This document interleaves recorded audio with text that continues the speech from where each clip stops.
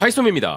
잘 만든 영화, 드라마, TV 프로그램은 정말 우리나라의 큰 효자입니다. 이는 우리나라 제작사, 투자사, 배급사 등 민영 기업들의 이윤 창출 면에서도 그렇지만 요즘은 우리나라 작품들이 내수용 콘텐츠라기보다는 전 세계 수출용이기 때문에 문화 수출 효과는 실로 어마무시한데요. 1차적인 콘텐츠 수출은 물론 콘텐츠에 투영된 한국 문화와 관련 소비재 제품들에 대한 간접적 홍보 효과도 있고, 이런 한국 문화의 뛰어난 창의력을 사가는 리메이크 판권 분야도 존재합니다. 미국 대중문화 매체 데드라인은 한국의 CJ ENM이 아시아와 라틴 아메리카 국가들을 상대로 자신들의 오리지널 콘텐츠에 대한 리메이크 라이센스 파트너십을 적극적으로 체결하고 있다 보도했는데요. 한국의 우수한 콘텐츠들을 현지화하려는 해외 제작사들의 열망은 현재 그 어떤 시대보다도 강력하며, 이는 우리 콘텐츠 기업들이 더 많은 프로그램을 제작할 수 있는 수입원으로 작용하고 있는 것입니다. 게다가 이 현지화된 리메이크 작품들은 그것을 본 시청자들로 하여금 원작을 찾아보게 만드는 효과가 있어서 우리나라의 다양한 콘텐츠들이 재조명받는 형태로 이어지기에 우리나라의 2차 수익까지 가져오는 일거양득의 사업인데요. 그런데 이렇게 아름답고 투명하고 합리적인 비즈니스만 존재한다면 우리에게 얼마나 좋겠습니까마는, 그중엔 불법 도용으로 우리나라 기업들과 우리 대중문화에 막대한 피해를 끼치는 국가들도 일부 있죠. 하지만 놀라운 것은 해당 국가의 열렬한 한류 팬들이 이를 지켜보며 분노하고 있다는 것입니다. 그 중에서도 오늘 이야기해볼 국가는 그런 대표적인 사례인 중국과 인도인데요. 먼저 인도에서는 한국이 만든 최고의 로맨스 영화 중 하나인 정우성, 손예진 주연의 명작 내 머릿속의 지우개 때문에 지금 인도의 한류 팬들이 분노하고 있는 상황입니다. 아직도 네이버 평점 기준 9.09라는 역대급 평점을 유지하고 있고, 개봉한 지 20년이 넘은 지금까지도 수많은 패러디를 남기고 있는 작품인데요. 그런데 사실 이 작품은 일본 원작을 수입하여 만든 것인데, 재미있는 것은 이 영화가 일본으로 역수출되어서 300만 명이라는 관객 수를 기록하며 대흥행을 한 바 있었다는 사실입니다. 그리고 더 놀라운 것은 이것이 또다시 일본 드라마로 리메이크되고 리메이크 판권이 미국으로까지 수출되었다는 점인데요. 우리나라 제작진들의 우수한 능력이 원작을 뛰어넘어 버린 것이죠. 그런데 지금 인도에서는 바로 이 작품에 대한 표절 시비가 일어나고 있는 상황인데요. 인도의 대중문화 매체 M9은 인도 영화 사이아라가 K-팝 팬들의 분노에 직면하고 있다면서 모히트 수리 감독의 이 최신 로맨틱 작품이 호평을 받으며 흥행에 성공했지만 몇몇 예리한 사람들은 이 영화가 한국 영화 내 머릿속의 지우개와 너무 비슷하다는 의혹을 제기하고 있다는 것이었습니다. 내 머릿속의 지우개를 이미 본 적 있는 인도의 한류 팬들 및 관객들은 이 영화 속 여주인공의 기억 상실증이란 설정을 비롯 감정적인 편지 내용과 요양원에서의 가슴 아픈 클라이막스 등 이 영화는 내 머릿속의 지우개와 너무 똑같다고 비난하고 있다는 것이었는데요. 인디아닷컴 또한 사이아라는 한국 영화의 복사판이라는 관객들의 반응이 나오고 있다 전하면서, 실제로 이 영화의 줄거리와 감정선은 물론 심지어 결말까지 한국의 영화와 너무 유사하다고 보도했습니다. 그러면서 이 감독에 대해서는 한국 작품 표절 상습범이라는 주장까지 팬들이 제기하고 있다고 이야기했는데요. 실제로 모히트 수리 감독의 2014년 작품은 한국 영화 악마를 보았다와 유사하다는 비판을 받은 바 있었다는 기사는 이러한 논란이 계속 커지고 있음에도 불구하고 모히트 수리 감독은 아직 이에 답변을 하지 않고 있다고 전했습니다. 그래서 인도의 한류 팬들은 부끄러운 줄 알라는 비판과 함께 창의력이 부족하다고 훔쳐도 되냐라며 맹비난을 가하고 있다는데요. 모히트 수리 감독은 그동안에도 늘 이렇게 표절을 해왔지만 이번엔 그게 너무 노골적이었기에 더 큰 비난을 받고 있다는 것입니다.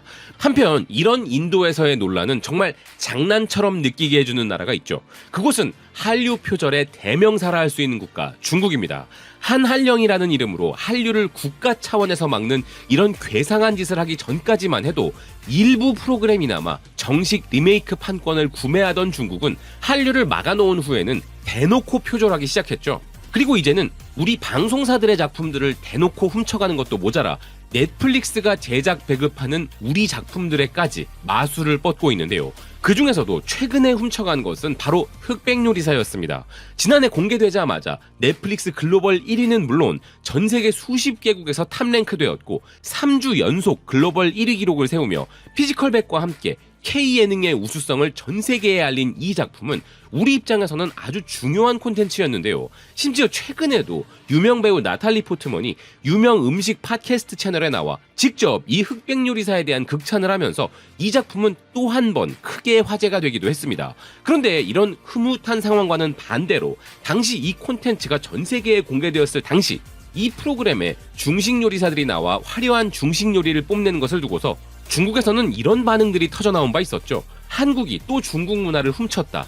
중국 요리를 한국 음식으로 둔갑시켜 팔아먹는다. 사실 따지고 보면 전 세계에서 먹히는 우리나라 콘텐츠가 중식을 홍보해준 것에 중국 입장에서는 고맙다고 엎드려 절이라도 해야 할 판인데 되려 문화 도둑질이라는 말 같지도 않은 비난이 있었는데요. 근데 정작 중국인들은 이 콘텐츠를 합법적 루트로는 볼 수도 없는데 자신들이야말로 콘텐츠 도둑질을 하고 있으면서 우리에게 이런 지적을 한다는 것 자체가 웃긴 일이었습니다.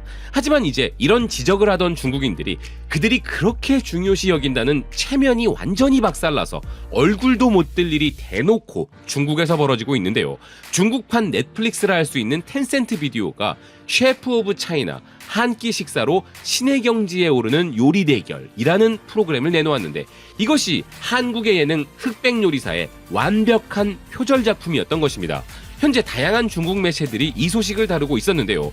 중국 네이즈닷컴은 텐센트 비디오의 이 프로그램이 100명의 셰프가 나와 요리로 대결을 펼친다는 설정은 물론 그들을 마치 흑백 요리사의 백수저와 흑수저 셰프들처럼 두 부류로 나누고 유명 셰프들이 심사를 하는 방식까지도 흉내를 냈으며 참가한 셰프들의 캐릭터 설정 면에서도 흑백 요리사와 너무 비슷하다 이야기했습니다. 심지어 세트 디자인이나 무대 설정, 연출까지 모조리 흉내냈기 때문에 누가 봐도 그냥 흑백 요리사의 중국판이란 것이었는데요. 그런데도 이것을 판권 구매 없이 그냥 가져온 것이 믿기지 않는다는 것이었습니다. 그러면서 이 기사는 중국인들의 댓글 반응도 전했는데요.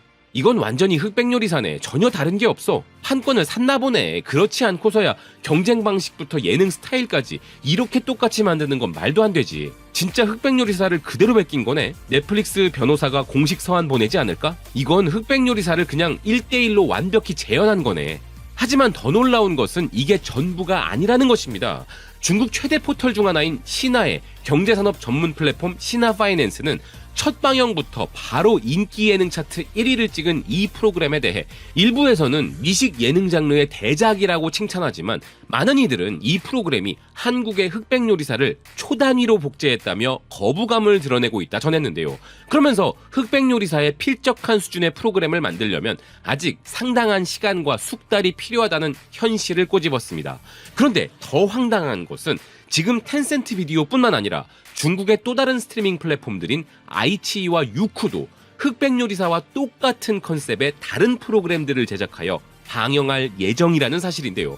기사는 유쿠도 이미 100명의 셰프들을 모아 백인 요리사 대전을 제작했으며 아이치이도 12명의 엘리트 셰프와 90명의 민간 고수들이 중식 대결을 펼치며 계급 경쟁을 펼치는 구조로 프로그램을 준비 중이라면서 이 프로그램들 모두가 한국의 흑백 요리사와 매우 유사하다는 것이었습니다. 미식 예능이라는 장르를 선점하기 위해 중국을 대표하는 모든 스트리밍 플랫폼들이 한다는 게 고작 한국 예능 베끼기. 그것도 모두가 다 똑같은 프로그램을 베끼고 앉아 있는 것인데요. 우리나라 제작사들은 물론 넷플릭스까지도 사뿐히 무시하고 그냥 복제품을 대놓고 만들어내고 있는 게 중국을 대표한다는 대기업들이며 이게 한류처럼 강력한 소프트 파워를 가지겠다는 중국몽의 현실인 것이죠. 표절은 단순한 모방이 아니라 타국 문화에 대한 침략입니다. 한국의 창의력을 아무런 대가 없이 가져가려는 파렴치함에 중국의 한류 팬들조차 분노할 만큼 이것은 부끄러운 문화적 무지의 실체인 것이죠. 하지만 그렇게 무지한 그들도 우리나라 콘텐츠들이 100% 먹힌다는 것은 잘 알기에 이런 행동을 서슴지 않는 것일 텐데요. 이런 불법 복제와 스트리밍들이 한류의 가장 큰 적인 것입니다. 그래서 우리 한국 저작권 보호원은 미국 할리우드를 대표하는 워너, 디즈니, 파라마운트, 소니, 유니버셜은 물론 넷플릭스까지 모두 함께하는 단체인 MPA와 지적재산권 보호를 위한 파트너십을 체결하기도 했는데요. 이제 우리는 글로벌 콘텐츠 핵심 국가이기에 이런 협력을 더욱 해나가야 하는 것이 맞는 것이죠. 이처럼 우리의 한류와 소프트 파워를 지키기 위해 저작권 보호에 대한 우리 정부 차원의 노력이 더욱 절실하다는 생각입니다. 시청해주셔서 고맙습니다. 또 뵙겠습니다.